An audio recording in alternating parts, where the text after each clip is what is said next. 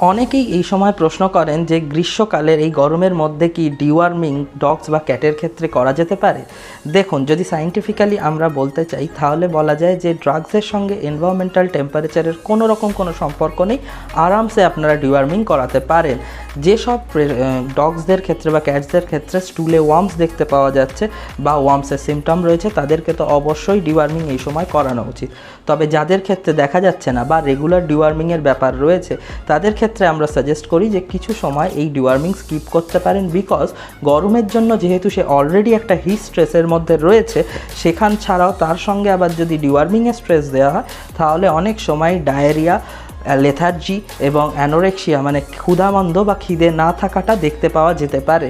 তাই সেই সময় ডিওয়ার্মিং অ্যাভয়েড করা ভালো। এছাড়া আপনারা হোমমেড ডিওয়ার্মিং হিসেবে পামকিন সিড মানে কুমড়োর বিচি শুকনো করে গুঁড়িয়ে তার সাথে 1 চামচ ভার্জিন কোকোনাট অয়েল মিশিয়েও কিন্তু দিতে পারেন।